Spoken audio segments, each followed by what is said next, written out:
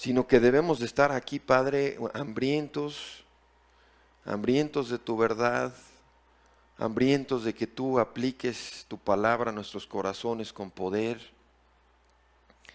Y por eso acudimos a ti, Padre, rogándote que ayudes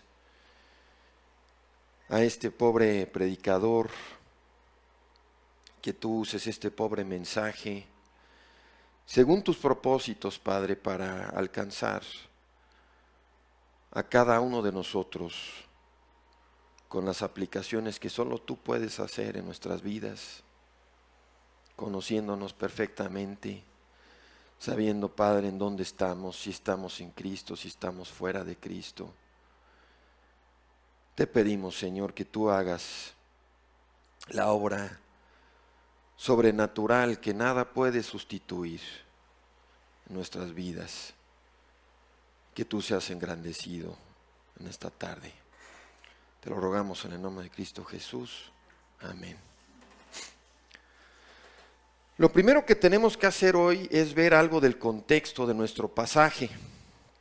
En términos de tiempo, Isaías, el libro de Isaías se escribió unos 700 años antes de Cristo y más o menos 200 años después de Salomón. Y algo que destaca de Isaías, del profeta Isaías, es que Dios le dio grandes habilidades literarios y de oratoria. Muchos consideran que, muchos de los comentaristas y los eruditos y los expertos, consideran que Isaías es el profeta más elocuente del Antiguo Testamento. Así como a Elías se le considera el modelo, el arquetipo de los profetas de acción, Isaías es el modelo o el arquetipo de los profetas escritores. Elías, el profeta Elías, no escribió nada, no fue un escritor, no escribió nada. Los registros que tenemos de su historia y lo que hizo y cómo Dios lo usó fueron escritos por otros. Pero Isaías se dedicó a escribir, a predicar y a profetizar. En tiempos neotestamentarios, a Isaías se le comparaba con los grandes oradores griegos, como Demóstenes. Y los expertos que han estudiado el tema nos dicen que la variedad de vocabulario que usó Isaías en su libro supera incluso al libro de los Salmos. Y eso llama la atención porque sabemos que los Salmos tuvieron varios autores, no fue uno solo, ¿no? Entonces, la riqueza, las imágenes literarias, el vocabulario de Isaías creen que supera incluso al libro de los Salmos. Entonces, Isaías tuvo grandes dones, grandes talentos, pero lo más importante es que fue inspirado por Dios. Eso es lo más importante, que Dios lo usó para decir lo que quería que dijera. Dios puede usar, como hemos visto en la Biblia, hasta a un asno para dar el mensaje que quiera dar. Eso es algo que el hermano Mark trata de recordarse con frecuencia. Dios puede dar el mensaje que quiere dar hasta con un asno, el asno de Balaam, ¿no? Entonces eso es lo más importante en todo esto, el poder que Dios da a su palabra, más allá de los dones, más allá de las capacidades, de los instrumentos utilizados, lo que cuenta es la inspiración divina. Ahora, a Isaías se le conoce como el profeta evangélico por todas sus profecías acerca de Cristo, acerca de qué haría Cristo, cómo moriría Cristo, qué ocurriría en la vida de Cristo. Y todo esto lo escribió 700 años antes de que naciera. Si ustedes si han tenido la oportunidad, yo sé que algunos sí lo han tenido, de escuchar esta obra de Händel, El Mesías, mucho de lo que hay en esa obra son tal cual los versículos de Isaías profetizando lo que vendría a ser Cristo y cómo moriría y cada detalle de su vida. Y es tremendo meterte a estudiar todas las profecías de Isaías que Cristo cumplió al pie de la letra. Exactamente lo que fue profetizado fue lo que hizo Cristo. Si nunca han estudiado eso, Los animo a que lo hagan, se los recomiendo. Pero bueno, regresando a lo que nos ocupa hoy, en los días de Isaías, el pueblo de Israel ya estaba separado en dos naciones. ¿Se acuerdan? Esto lo provocó el sucesor de Salomón, Roboam. La nación se dividió en el reino del sur, llamado Judá, con solo 2 tribus, y el reino del norte, llamado Israel, con 10 tribus. En el reino del sur estaban Jerusalén y el templo de Salomón. Ahora, en los tiempos de Isaías, la gran amenaza militar para ambas naciones eran los asirios. Tal vez podríamos dar el ejemplo del tema de los aranceles, ¿no? Ahorita todo mundo está preocupado por los aranceles. ¿Y qué va a pasar con los aranceles? ¿Y qué tal que suben los impuestos? ¿Y qué tal que suben los precios? ¿Y qué tal que viene la recesión? Bueno, pues en los tiempos de Isaías, la preocupación nacional es que los asirios andaban conquistando naciones. Había una tremenda amenaza militar por esta nación de los asirios. Todo mundo temía a los asirios porque bajo el mando del rey Sennacherib iban conquistando nación por nación y esclavizando a todos los que estuvieran a su alcance, ¿no? Ahora, la capital asiria era Nínive. No sé si les suene familiar, Nínive. La capital asiria era Nínive, razón por la cual Jonás no quiso ir a predicarles a los de Nínive, porque Asiria pues, tenía esta fama de ser esta nación conquistadora, de ser enemigos, ¿no? Entonces Jonás no quería ir. Eso fue unos 60, 80 años antes de lo que vamos a ver hoy en Isaías. Uno de los grandes beneficios de seguir un plan de lectura bíblico organizado en orden cronológico es que te ayuda a entender todo este tipo de cosas. Si nunca se han topado con eso, algunas Biblias los traen atrás, ¿no? En sus notas. Si no, pueden descargar uno muy fácilmente, o si gustan, yo les puedo recomendar también uno. Pero estos planes de lectura cronológicos, en vez de que simplemente leas la Biblia como está organizada de corrido, y la inspiración de los libros y el orden de los libros no es inspirado, eso lo decidieron hombres hace siglos. Pero en estos planes cronológicos lo que hacen los expertos es que hacen su mejor esfuerzo por entrelazar capítulo por capítulo la Biblia en el orden del tiempo en el que las cosas fueron sucediendo.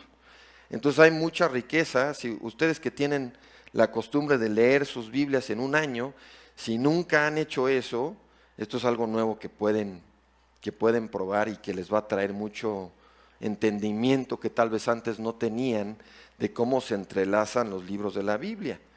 ¿Cuándo ocurrió lo que estoy leyendo? ¿Dónde se intersectan los libros como Jonás e Isaías? ¿Jonás fue antes o fue después? Pues eso lo puedo encontrar en estos planes. Isaías y Segunda de Reyes, ¿dónde se intersectan? Pues vamos a ver un poquito de eso hoy, pero estos planes te pueden ayudar, ¿no?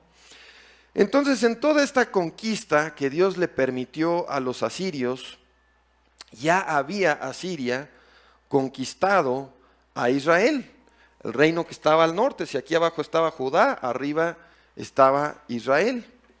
Ya los habían conquistado y se habían llevado a las 10 tribus cautivas como esclavos. Y Asiria pensaba hacer lo mismo con Judá.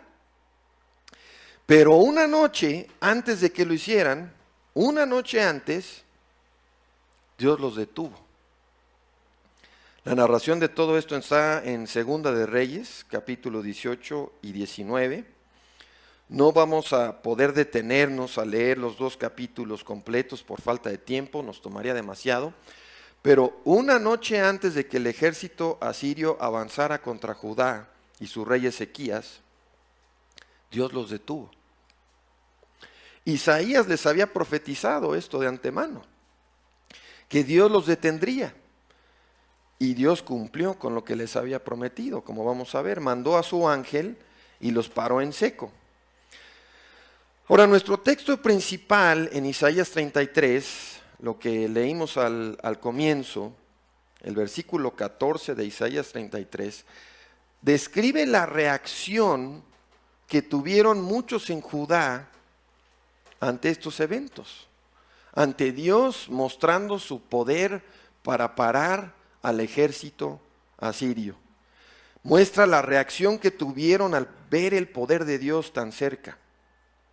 Leímos, versículo 14, los pecadores se asombraron en Sión.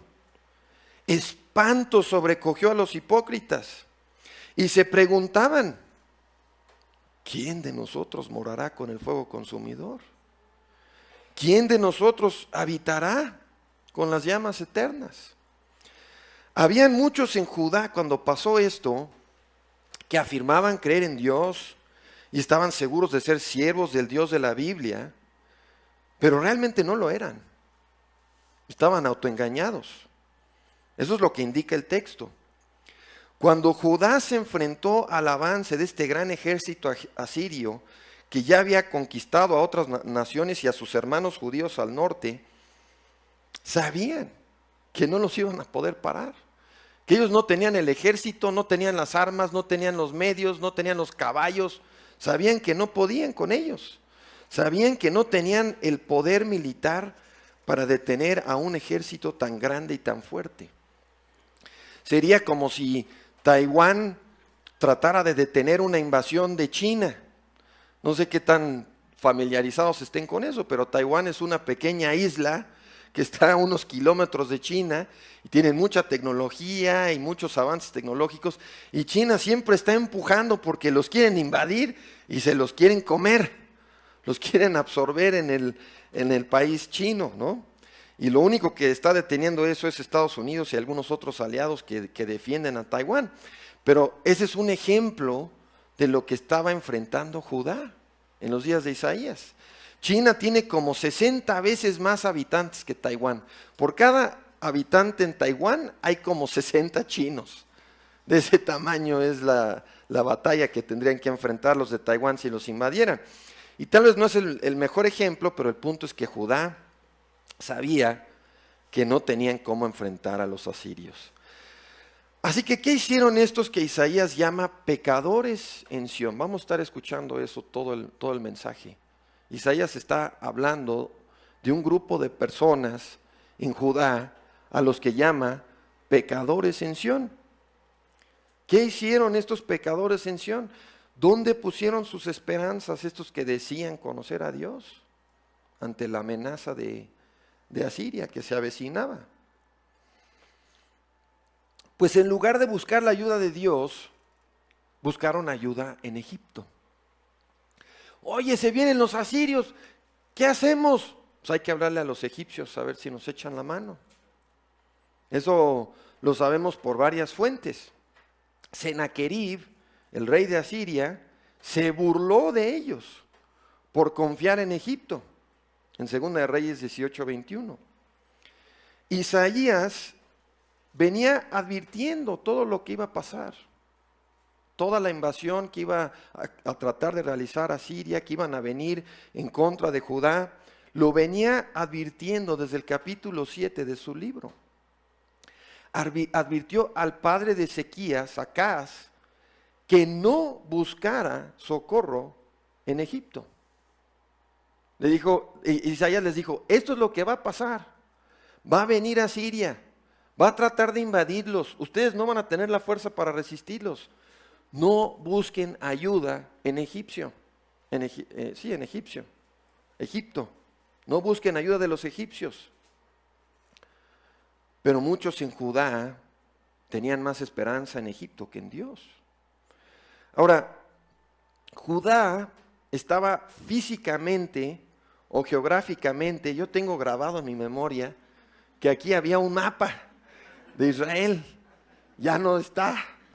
Entonces, algunos tendrán mapas en sus Biblias, o si no van a tener que usar su imaginación, porque yo no soy tan diestro aquí con el pintarrón como el hermano Moisés, pero hay unas implicaciones geográficas en todo esto, porque Asiria, o más bien Judá, estaba físicamente entre Asiria y Egipto. Está Asiria, hasta acá arriba, luego viene Siria, luego viene Israel, el reino del norte, luego está Judá, acá está el mar Mediterráneo, ¿no? Y entre Asiria, que está acá arriba, y Judá está acá abajo, Egipto. Entonces estos asirios venían avanzando nación por nación. Ya habían conquistado a los sirios, ya habían conquistado a los de Israel del norte, ellos ya habían sido conquistados, ya cayeron, y seguía Judá en la lista. El siguiente blanco era Judá. Así que Judá confió en que Egipto va a querer protegerse del avance de Asirio.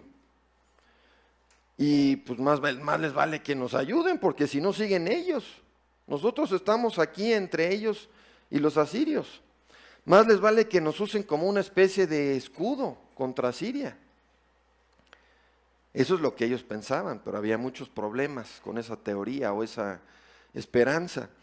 La primera era que a lo largo del Antiguo Testamento, Dios les dejó claro a los israelitas una y otra vez que ante problemas, amenazas y tribulaciones, todo lo que se les aconteciera, siempre debían acudir a Dios.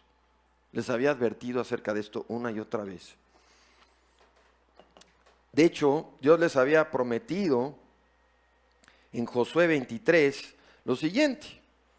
Les dijo, busquen socorro y ayuda en mí, no en las naciones paganas idólatras que nos rodean. Y Dios les prometió, un varón de ustedes perseguirá a 1000, porque Jehová su Dios es quien pelea por ustedes. Mira, ya lo encontraron. Bueno, no tiene suficiente en la foto, el mapa.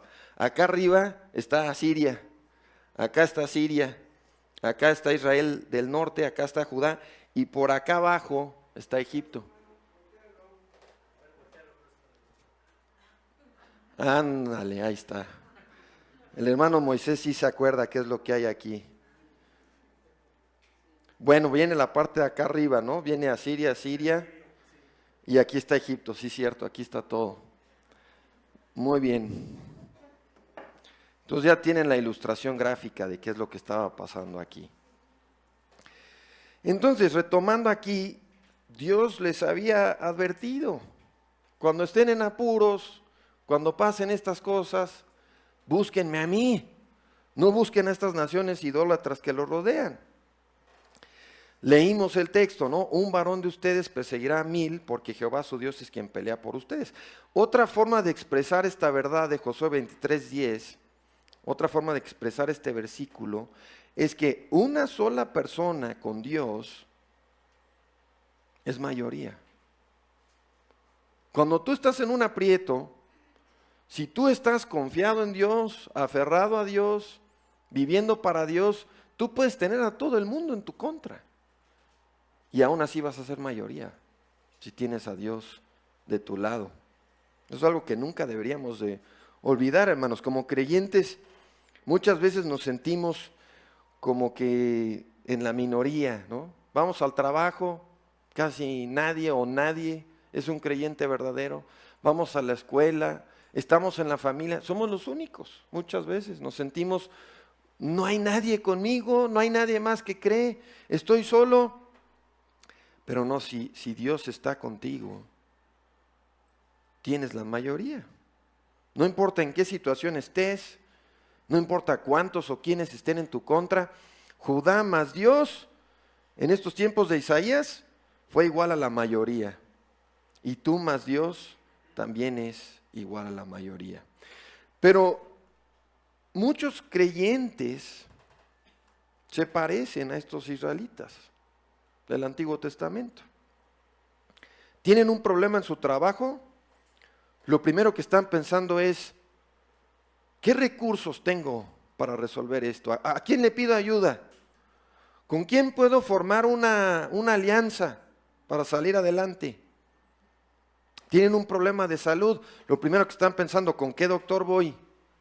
¿Qué medicina tomo? ¿Qué dieta hago? Tienen un problema con su pareja y están todo el tiempo, ¿qué le digo? ¿Cómo lo convenzo? ¿Cómo la cambio? Problemas familiares, problemas económicos. ¿Qué vendo?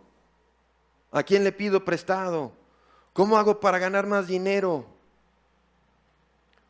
Hermanos, es fácil permitir que nuestra primera reacción, incluso en los creyentes, sea terrenal, en lugar de buscar al Señor, en lugar de encomendarnos al Señor. La reacción automática de muchos, incluso de muchos creyentes, es voltear a la sabiduría humana y los recursos humanos y las soluciones humanas. Pero nuestra primera reacción debería ser voltear a Dios cuando estamos en cualquier situación, en cualquier apuro. Buscar a Dios en oración. Si necesitamos sabiduría, estamos en una encrucijada, estudiar su palabra, pedirle sabiduría. En la historia que estamos viendo, muchos israelitas en Judá creían en Egipto. En Egipto estaba su esperanza. Tenían fe en que Egipto los salvaría. Y esa es una gran ilustración de lo que hacen muchos creyentes hoy día. Nuestro Egipto puede ser un doctor. Estoy enfermo. No importa, conozco un buen doctor. Me recomendaron un buen doctor, ahorita me saca. Ya me dijo alguien que se sentían igual y tomaron esto. Con eso voy a salir. Me cuentan qué medicina tomaron. Voy con un prestamista. Tengo un amigo que me va a ayudar. Eso es lo que estamos pensando en vez de voltear a Dios. Buscar en Dios. Nuestro Egipto pueden ser toda una lista de cosas. Entonces, vamos a ponernos en los zapatos de estos israelitas que Isaías llama pecadores en Sión. Sión era una montaña o cerro en la ciudad de David. Pero Sión, la palabra o el nombre Sión, también se usa genéricamente en la Biblia como una referencia a la ciudad de Jerusalén. Muchas veces decían Sión como sinónimo de Jerusalén. Isaías capítulo 10 narra cómo se acercaba a Sión el ejército asirio. De hecho es una profecía. Entonces vamos a Isaías capítulo 10, los invito a acompañarme. Esto empieza, esta profecía de lo que iba a pasar, lo que iba a venir, empieza a partir del versículo 24 del capítulo 10. Nosotros no vamos a leer desde el 24, vamos a leer solo una porción de esto a partir del versículo 28. Vamos a leer del 28 al 32. Para que vean la narración que había hecho Isaías mucho antes de que sucediera el embate de los asirios. Y van a ver, es tremenda esta narrativa, parece una película lo que está narrando, lo que Isaías está advirtiendo que va a pasar. Entonces en 28 dice, viene contra Yat. Aquí viene toda una lista de lugares por los que tendría que ir pasando y avanzando el ejército asirio para por fin llegar a Jerusalén. Entonces dice, viene contra Yat, pasa por Migrón, y en Micmas pasa revista sus armas. Hacen una parada rápida para revisar, para asegurar que todo esté listo para la batalla. Pasa el vado y se aloja en Jebá. Ramá tiembla. Gabá de Saúl huye. Grita a gran voz, oh hija de Galim. Escucha, oh Lais. Pobrecita Anatot. Madmena divaga. Los habitantes de Jebim buscan refugio, o sea, ya están en pánico, están divagando, ya no saben ni qué hacer. Ahora mismo se detendrá en Nob y agitará su mano contra el monte de la hija de Sión, la colina de Jerusalén. Vean, si se meten, aquí no lo vamos a poder ver, pero si se meten a estudiar el tema de los mapas y la geografía de todo esto, Nob se alcanza a ver a la distancia desde Jerusalén. Entonces es como cualquiera de estos cerros que si te subes aquí al techo podrías ver a la distancia. Así de cerca ya estaban los asirios. Nob se alcanza a ver desde Jerusalén, es uno de los cerros que se ve a la distancia. Entonces, el ejército asirio ya estaba a unos cuantos kilómetros de llegar. Estaban a un día máximo de llegar. Humanamente hablando, este ejército tenía todo para entrar, aplastar cualquier intento de defensa y llevarse a todo Judá preso, como ya habían hecho con sus hermanos al norte, con Israel. Lo mismo que ya habían hecho con Israel, lo mismo que ya habían hecho con Siria. Pero eso no pasó porque Dios hizo algo. Dios intervino.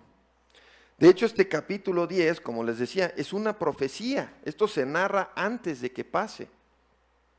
Isaías profetizó de antemano estas escenas del avance del ejército asirio y que Dios no les permitiría tomar Judá. En los versículos 33 y 34, Isaías usa un símil o una ilustración de un bosque para describir lo que Dios iba a hacer con estos asirios que iban avanzando y acercándose. Dice en 33, pero he aquí que el Señor Jehová de los ejércitos desgajará el ramaje con violencia. Los de gran altura serán talados y los altos serán abatidos. Él cortará con hierro la espesura del bosque y el Líbano caerá ante el poderoso. Entonces vean, Judá desde años antes tenía una promesa de parte de Dios. Dios ya les había avisado lo que iba a pasar, lo que iba a venir, que Él lo iba a detener. Dios prometió que no permitiría su caída ante Asiria, pero aún así, muchos de estos pecadores en Sión confiaban más en Egipto que en lo que Dios les había prometido. Leemos en Segunda de Reyes, ahora vamos a Segunda de Reyes capítulo 19, cómo Dios, por medio de Isaías, le aseguró al rey Ezequías que los asirios serían destruidos por su mano. Segunda de Reyes 19, a partir del versículo 20. Entonces Isaías, hijo de Amós, mandó a decir a Ezequías, así ha dicho Jehová, Dios de Israel, he escuchado lo que me has pedido en oración acerca de Sennacherib, rey de Asiria. Entonces le avisan a Ezequías, Isaías le dice a Ezequías, sé que estás preocupado por esto, has orado, te he escuchado. Versículo 32, por tanto, así ha dicho Jehová acerca del rey de Asiria, no entrará en esta ciudad, no tirará en ella ni una sola flecha, no vendrá frente a ella con escudo, ni construirá contra ella terraplén, estos como un baluarte, estas cosas que acercaban a los muros para derribarlos o para poder subirse a ellos y invadir una ciudad que tenía una fortaleza y estaba rodeada por muros. No se construirá contra ella terraplén. Por el camino por donde vino, por él se volverá. Y no entrará en esta ciudad, dice Jehová. Pues defenderé esta ciudad para salvarla, por amor a mí mismo y por amor a mi siervo David.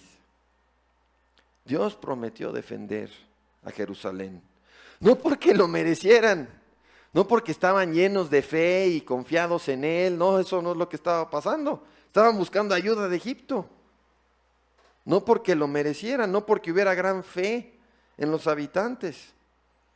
Dios nos da sus motivos, por amor a sí mismo, por amor a su propia gloria y por amor de su siervo David iba a hacer esto. Entonces ya vimos, ¿no?, que en múltiples ocasiones Dios había prometido que Él detendría a los asirios. Pero para los pecadores en Sión, para los autoengañados que decían ser hijos de Dios en Jerusalén, era más fácil creer que les ayudaría Egipto que confiar en las promesas de Dios. Vean, para ellos Egipto era más real, más digno de confianza, una mejor esperanza que el Dios de la Biblia. Y este es un error, este es un pecado en el que todos somos tentados a caer en múltiples puntos de nuestras vidas.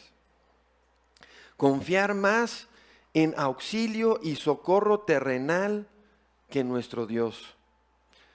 Hermanos, una forma de distinguir la fe falsa de la fe verdadera es que cuando la fe falsa enfrenta lo peor, se desmorona. Cuando la fe falsa es probada, se colapsa. Busca desesperadamente una solución terrenal en lugar de ayuda divina. Es fácil, es muy fácil creer que el vecino me va a ayudar. Es fácil creer que un ejército o armas o dinero o doctores o consejeros o amigos me van a rescatar. Pero vean, creer que Dios me va a rescatar y jugarte la vida en eso. Dios me va a rescatar y en eso voy a confiar. En eso me voy a jugar la vida. Pocos lo quieren hacer. Eso requiere verdadera fe. Y claro, sabemos que Dios usa medios para ayudarnos, por supuesto. Por supuesto que usa medios, por supuesto que usa medicina, doctores, nos manda personas que nos ayuden. Dios usa medios para ayudarnos. No estamos diciendo que, como algunos de estos locos, ¿no? Yo no ando enfermo, pero no voy a tomar ninguna medicina, ¿no? Porque estoy confiado en Dios, que Él me va a sanar milagrosamente, no voy a hacer lo que me recomendó el médico. No estamos diciendo eso, hermanos. Lo que estamos preguntando es, ¿dónde está tu fe? ¿Dónde está tu fe, creyente, que me escuchas? ¿Está en el medio? ¿Está en ese recurso terrenal que crees que te va a ayudar? ¿O está en Dios mismo? Es algo que todos nos tenemos que preguntar, hermanos. Y más cuando estamos en tribulaciones, más cuando estamos pasando pruebas y tiempos difíciles. ¿En qué estoy confiando? ¿Dónde está mi esperanza? Esa es la pregunta para cada uno de nosotros. Entonces, retomando aquí, ¿qué hizo Dios en esta historia? Veamos los versículos que siguen en 2 de Reyes 19, a partir del versículo 35.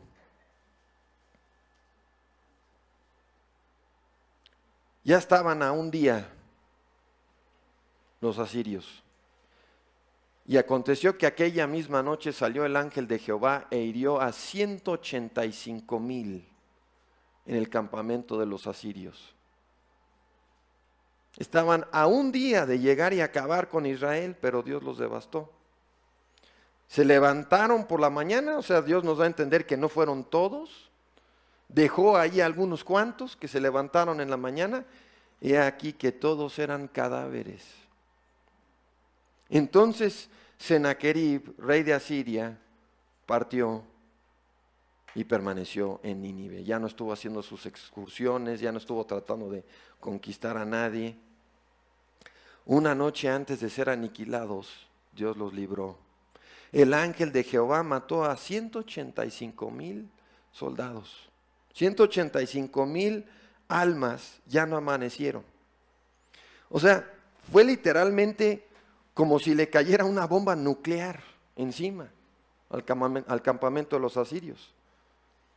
Sennacherib entendió con quién se había metido.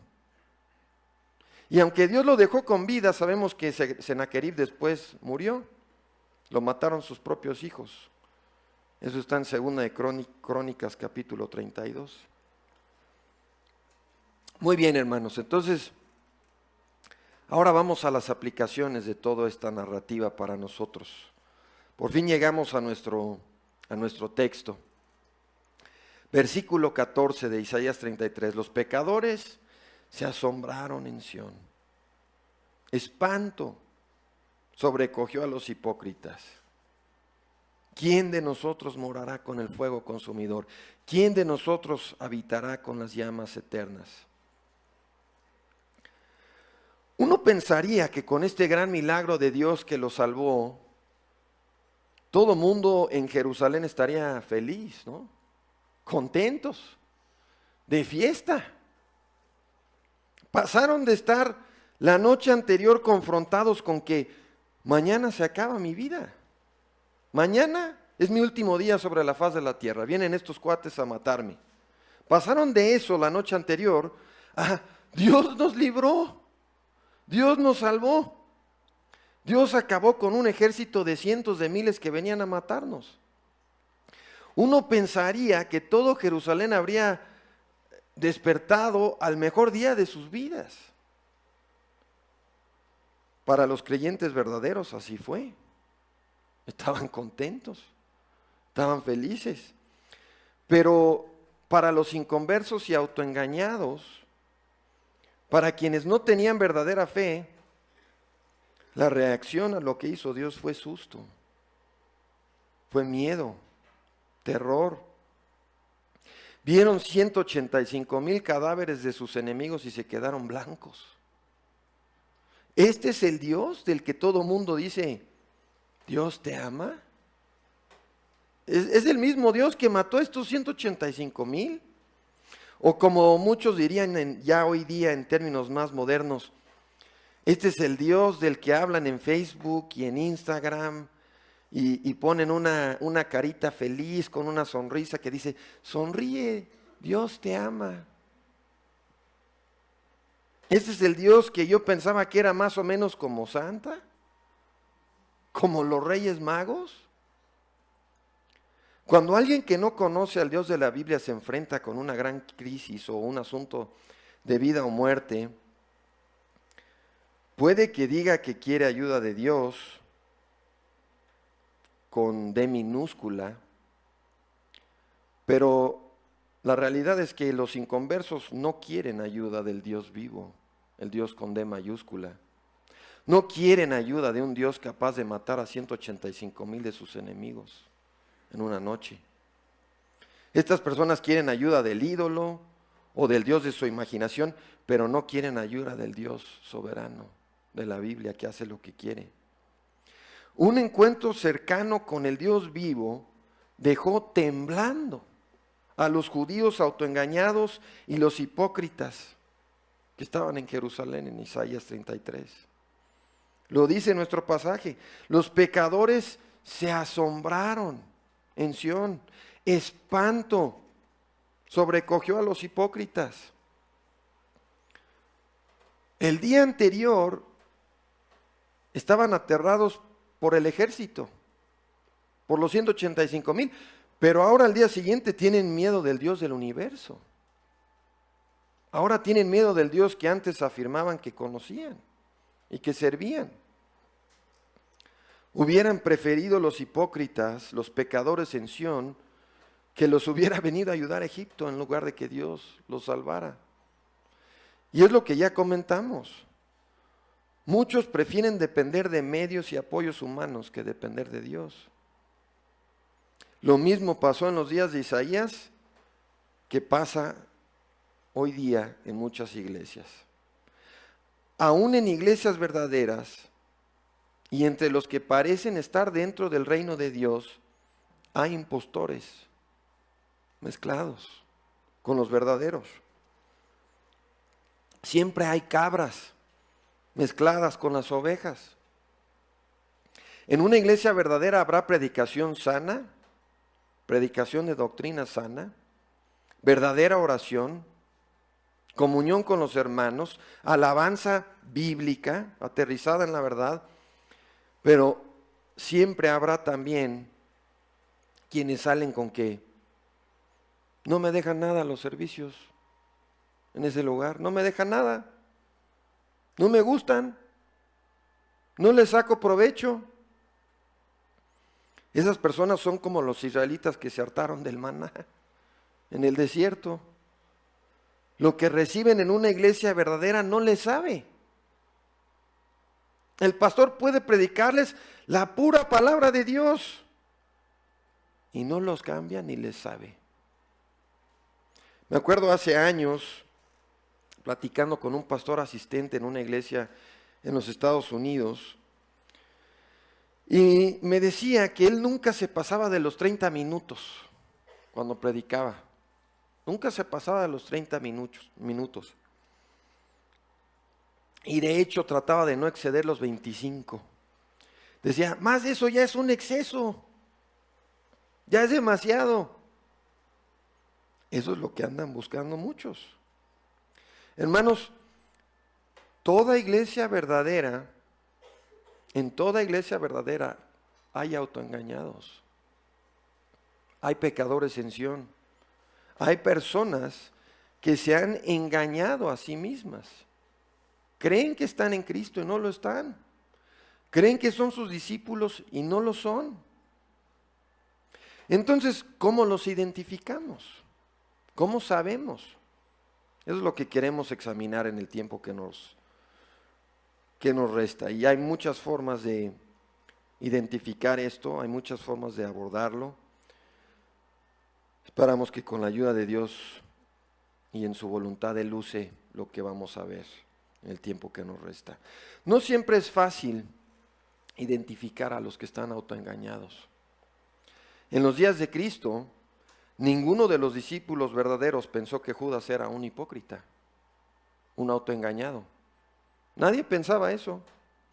Tanto así que él era el tesorero. Él tenía el dinero, a él le confiaban los dineros. Y por eso la Biblia nos llama a juzgarnos a nosotros mismos. En 1 Corintios 11.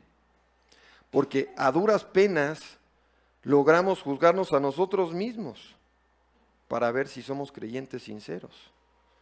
Y para eso es este mensaje. La esperanza que tenemos es que Dios use su palabra para mostrarnos si estamos autoengañados, como lo estaban muchos en los días de Isaías. Hermanos, es sano examinarnos. Es sano dudar de nosotros mismos. Engañoso es el corazón más que todas las cosas.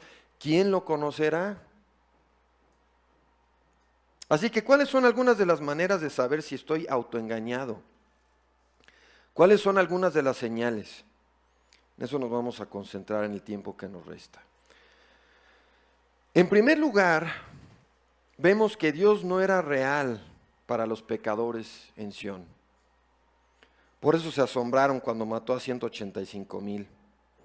Porque para ellos el Dios de la Biblia no era más real que un ídolo o una imagen. Esa es la clase de fe que tenían. Muchas personas inconversas llegan a orar. Muchas personas llegan a orar en algún momento de sus vidas. Pero pocos confían su vida en que Dios conteste sus oraciones. Ven una catástrofe natural, ven la recuperación de un enfermo, ven ayuda providencial en su vida o la vida de otros, pero siempre andan buscando una explicación terrenal de lo que pasó. No lo atribuyen a la mano de Dios. No pasa por sus mentes que Dios está en control. Que cuando llueve, Dios lo mandó. Que cuando truena, es como si fuera la voz de Dios. Dios no es real para ellos. Ni siquiera en la conversión de pecadores ven a Dios. Vamos a 1 Tesalonicenses capítulo 1, por favor.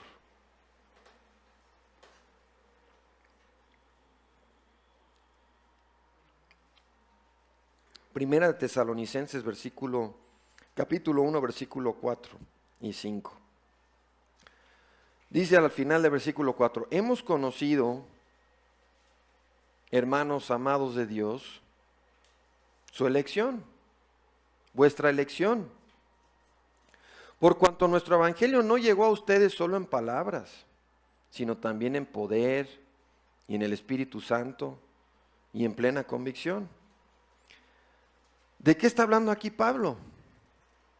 Dice, hemos conocido su elección, hermanos. Es decir, sabemos que son creyentes elegidos por Dios, porque cuando ustedes escucharon el Evangelio, les llegó con poder y en el Espíritu Santo y en plena convicción.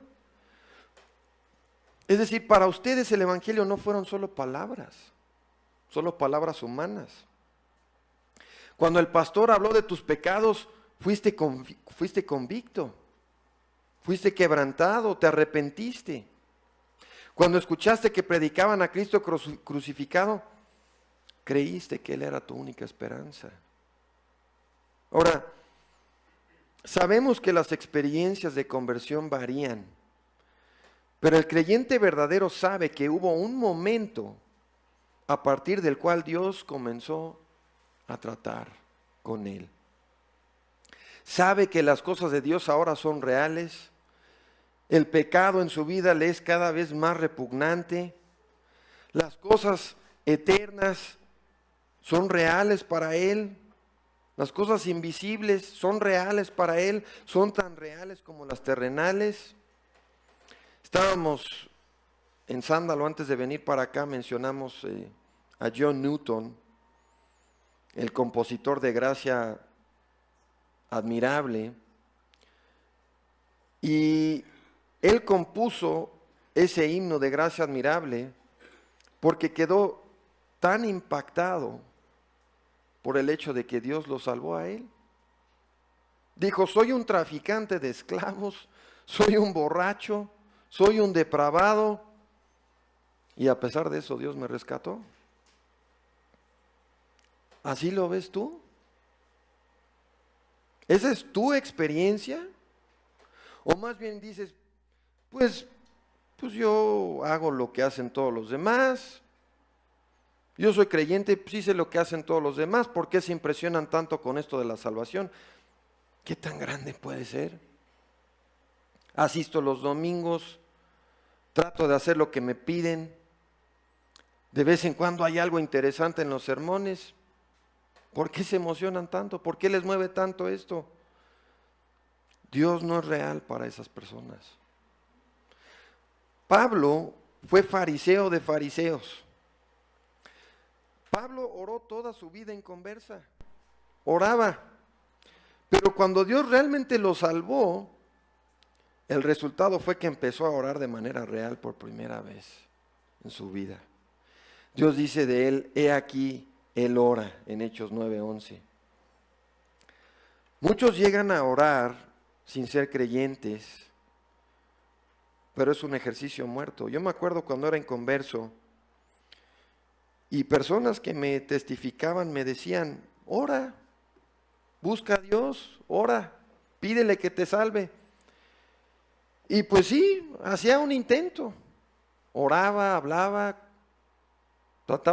tenía el ejemplo de toda la vida de personas que oraban verdaderamente, que eran verdaderos creyentes, y trataba de orar. Y yo sabía que no estaba sucediendo nada en esas oraciones, estaban muertas, estaban vacías. Otra cosa que me impactó mucho, es una cosa que tratamos de hacer en algunas reuniones que hacemos en Sándalo. Yo, siendo inconverso, un niño como de 13 años, una vez fui a una iglesia del hermano Thorne, que creo que nunca nos visitó en México, pero aún vive y es un buen hermano. Y ellos tenían una práctica en sus reuniones de oración en que se paraban en grupos para orar, es algo que nosotros también hacemos. Y lo que hacían es que hacían grupos, trataban de que hubiera por lo menos en cada grupo un creyente verdadero. Se paraban en un grupo de 3, 4 personas y esas personas se organizaban en un círculo y oraba cada uno por la persona de al lado. Oye, hermano, ¿qué quieres que pida por ti? Ah, pues por favor por esto. Entonces el de al lado oraba por ti, por lo que tú le habías comentado. Y así nos íbamos en un círculo. Bueno, pues a mí me tocó con el hermano Thorne, yo tenía 13 años, él era el pastor de la iglesia, y con un diácono de la iglesia, nosotros 3. Y eran hermanos que me querían mucho, eran muy cercanos conmigo, pero de repente me entró el terror porque yo sabía que cuando yo oraba no pasaba nada, que mis oraciones no eran reales. O sea, con el simple acto de orar o de que me pidieran que yo orara por alguien, yo sabía en un instante, no hay nada real entre Dios y yo. Yo no conozco a Dios. ¿Cómo voy a orar por el pastor aquí enfrente de él audiblemente que él me escuche? Me entró una especie de terror y fue una experiencia muy desagradable para mí, pero muy buena, porque Dios estaba usando eso en mí, en mi proceso de conversión. Entonces, cuando un inconverso llega a orar, es un poco como el niño que le escribe una carta a los reyes, ¿no? Ora para pedir, a veces pudiera orar porque se siente culpable o tiene problemas o tiene miedo, pero no ora porque siente una verdadera necesidad de hablar con Dios, de tener comunión con Él. Cuando conoces a Dios, su Espíritu Santo mora en ti y oras. Dios es real, el pecado es real, la salvación es real para ti. No es una cosa teórica, no es como orar ahí enfrente de un muro y nada más escuchar tu propia voz y nada pasa. Esa no es verdadera oración. Si te toca ver algo como lo que vieron estos israelitas en Judá, Dios actuando de forma sobrenatural, si tú eres un creyente y te toca ver algo como lo que pasó ese día, Dios actuando de forma sobrenatural, Dios mostrando su poder, Dios cumpliendo sus promesas, tu reacción no es sorpresa o terror o espanto, tu reacción es gozo. Dios hizo lo que dijo que iba a hacer. Gloria a Dios. Dios contestó. Dios está actuando aquí. ¿Ves la mano de Dios en lo que está pasando? Las realidades espirituales y las acciones de Dios no te dejan asombrado, en shock. Te dejan lleno de gozo, lleno de alegría. Hermanos, si nosotros pudiéramos mostrarles un video, un vistazo, un video en una tele del verdadero infierno, lo que está pasando ahorita en el infierno, a las personas religiosas autoengañadas del mundo, si pudiéramos mostrarles eso, los dejaría en shock total.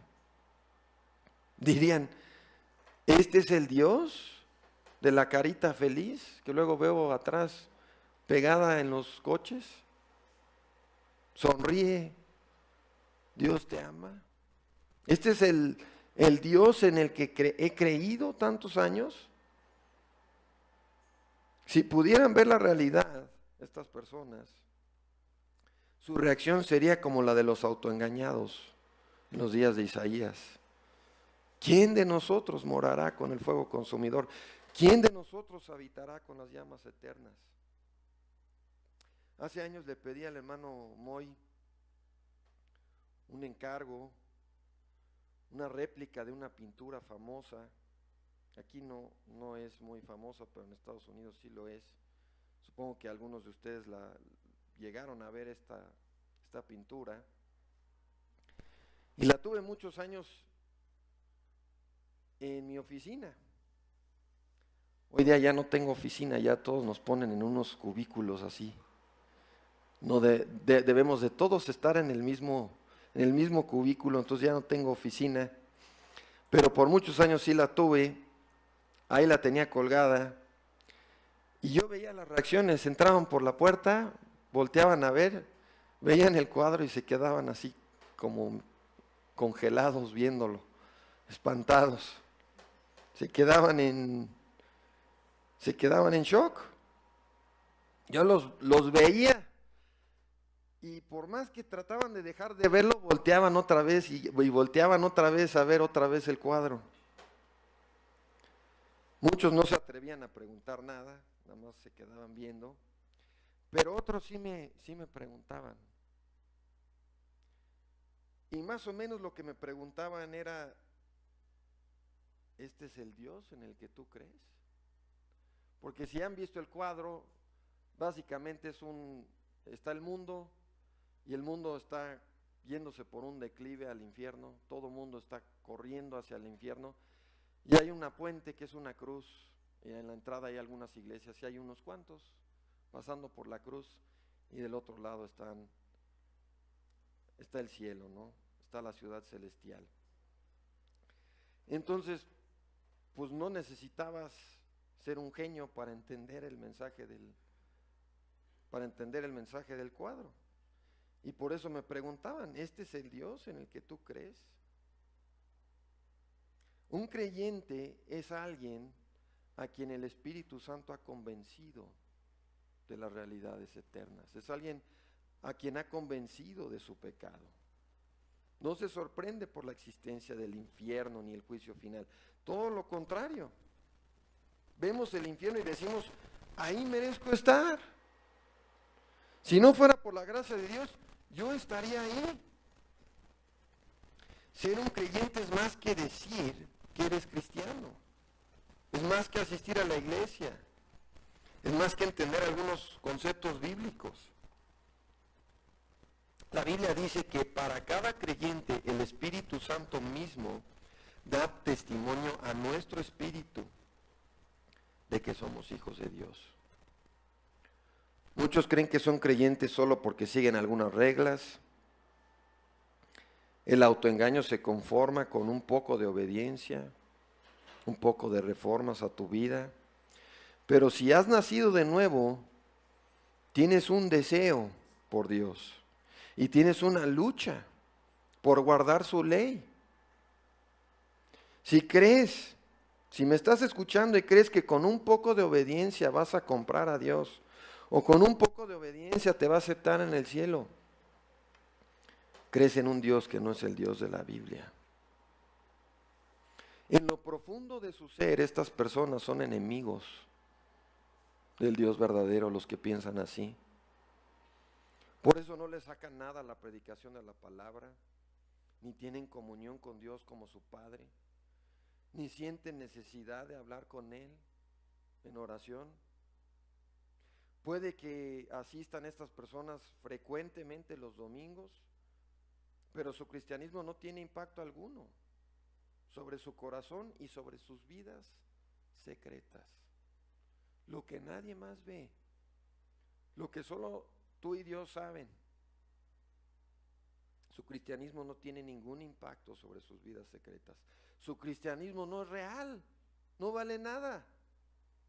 Pablo dijo, los que son de Cristo han crucificado la carne con sus pasiones y sus deseos, en Gálatas 5.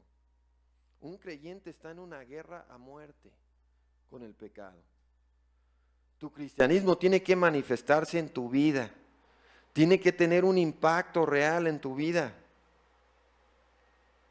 Tú no debes pensar que amas a Dios si te gusta divertirte como el mundo y vivir como el mundo. Dios no es como un amuleto que sacas y buscas solo cuando necesitas algo. Isaías dijo, aquí mismo en nuestro pasaje, vamos a ir un poco más adelante, seguimos en Isaías 33, ahora versículo 15 y 16. Isaías dijo, el que camina en justicia y habla lo recto, el que aborrece la ganancia de violencias, el que sacude sus manos para no recibir cohecho, mordida, ¿no? Soborno, el que tapa sus oídos para no oír propuestas sanguinarias, el que cierra sus ojos para no ver cosa mala, para no ver iniquidad, él vivirá en las alturas. Y una fortaleza de roca será su alto refugio. Su pan le será provisto, su agua no faltará. Un corazón salvado por gracia y entregado a Dios se manifiesta en una vida de creciente obediencia, de creciente santidad, de creciente comunión con Dios. Puedes pasar toda tu vida tratando de convencer al pastor o a los hermanos de que amas a Dios. Y tal vez los logres engañar, pero a Dios no lo vas a engañar. Él ve si lo amas o no. En el día final, vean, en el día final Dios realmente no necesitaría ni tendría que abrir el libro de la vida para mostrarnos quiénes son los salvos y quiénes no. Bastaría con mostrarnos tu vida. Eso nos daría suficientes evidencias de si naciste de nuevo o no. Tristemente hay pecadores en Sion en cada iglesia. Hay autoengañados en cada iglesia. Pero también hay creyentes verdaderos, gracias a Dios. Pecadores sin esperanza alguna en sí mismos, que han visto su pobreza espiritual, que han acudido a Cristo. Estos recibirán la bendición que esperan. No serán sorprendidos, no tendrán miedo en el día final, ni al ver a Dios como Él es. Vean lo que dice aquí en el versículo 17, estamos en Isaías 33. Tus ojos verán al Rey en su hermosura, verán la tierra lejana. Los autoengañados nunca han visto a Dios como Él es. Puede que lean la Biblia, puede que escuchen por años, pero nunca han visto a Dios como realmente es. Y no lo quieren ver. Los aterra el verdadero Dios, así como aterró a los pecadores en Sion. Pero los verdaderos creyentes anhelan ver al Rey. ¿Alguna vez te has preguntado eso, amigo que me escuchas? En el progreso del peregrino siempre preguntaban, ¿no? El peregrino, ¿cuánto falta? Más de lo que quisieras, pero menos de lo que esperas. O sea, va a llegar antes de lo que crees, pero tú quisieras que llegara más pronto.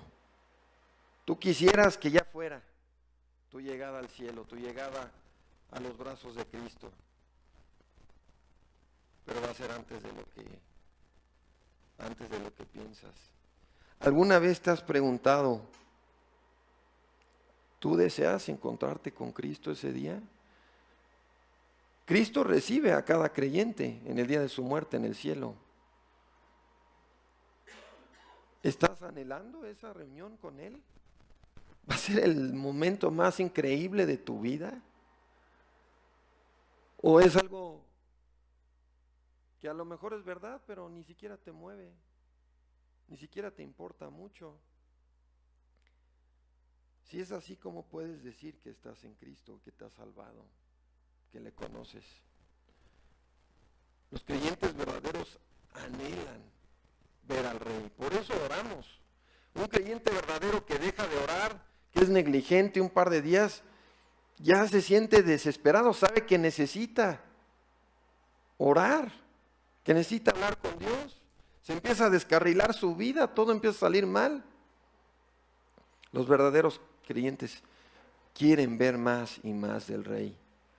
Tienen gozo en esta promesa de Isaías. Mis ojos verán a mi Salvador en su hermosura. Mis ojos verán al Rey. Si este no eres tú, si tú no tienes este gran deseo de ver a tu Salvador y pasar a la eternidad con Él, no solo en el cielo, sino, no solo pasar al cielo, sino estar con tu Salvador, te animo a que te examines y busques salvación. Dios te trajo este mensaje. Si tú estás autoengañado, Dios te trajo este mensaje para advertirte. Si tú estás autoengañado, lo peor que podría pasar es que Dios te deje en tu engaño y no te mande nadie para advertirte. Pero te está advirtiendo hoy. ¿Qué vas a hacer? ¿Cómo vas a responder? Lo peor que podrías hacer es escuchar esto, estar convicto por el Espíritu Santo y dar la espalda a la luz que Dios te está dando para ver tu condición. Tú puedes pensar que tienes tiempo, puedes pensar que no es tan peligroso jugar con tu destino eterno, pero si lo ves así, estás gravemente equivocado. Jugar con tu destino eterno y confiar en que tienes tiempo es el camino al endurecimiento. Todos hemos conocido personas, yo he conocido a muchas personas, venían a la iglesia, lloraban, escuchaban el mensaje domingo tras domingo, muchas veces los escuchaba sollozando, llorando, veía sus caras mojadas, lágrimas, algunos por unos meses, otros por unos años, y de repente, ¿qué pasó con esto? Ya no lo he visto, ya no está. Y pues a mí me toca muchas veces buscar a estas personas que venían y que ya no vienen. ¿Cómo? Si yo lo vi conmovido hasta las lágrimas, estaba llorando, lo vi muchas veces sollozando, movido, pensé que probablemente Dios lo había salvado, que había llegado a un encuentro verdadero con Cristo, y los busco, a veces ni me contestan, otras veces sí me contestan, y lo que encuentro son personas completamente endurecidas, ya no quieren saber nada. ¿Cómo? Si estaba llorando, hace un año lo vi aquí llorando. Ya no lo mueve la palabra, ya no lo mueven las advertencias. Caminó el camino al endurecimiento y ahí está. Nunca sabes cuándo va a llegar el día en que escuchar este tipo de advertencias que estás escuchando hoy ya no te van a mover, sea cual sea tu caso. Si eres alguien que te identificas como creyente, pero realmente no vives como uno, si ese es tu caso, dices que eres creyente, pero no vives como uno, no tienes una relación viva con Dios, o si simplemente te identificas como un inconverso, que algún día buscará a Dios en serio, y algún día buscará su salvación en serio. Nunca sabes cuándo va a llegar el día en que advertencias y predicaciones ya no te van a mover. Si tú sigues haciendo caso omiso de lo que Dios hace para llamarte, puede llegar el día en que estés reprobado. Puede llegar el día en que nada espiritual te mueva ni te sacuda. Esto te debería dar mucho miedo. Y si lo que estás escuchando todavía te sacude, hay una buena noticia, no estás reprobado. Si tú estás escuchando esto y te sacude, no estás reprobado. Dios te sigue llamando, Dios sigue tratando contigo. ¡Qué bueno! Pero no te puedes quedar ahí. Ancha es la puerta, espacioso el camino que lleva a la perdición, estrecha es la puerta, angosto el camino que lleva a la vida. Pocos son los que lo hallan. Mateo 7.